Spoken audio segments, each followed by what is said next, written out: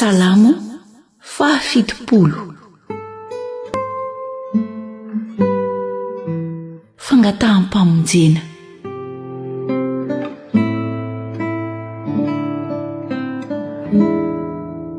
Andriamanitro, faingana nafaka.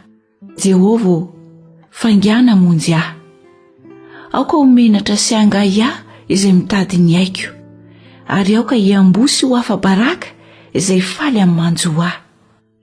Aoka hiambo noho ny fahamenarany izay manao hoe ia, zakoa zay.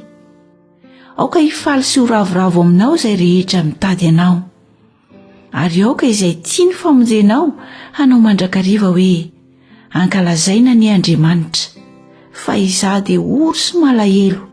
Faingana katy amiko Andriamanitro, mpamonjy sy mpanafaka ianao. Aza ela Jehova.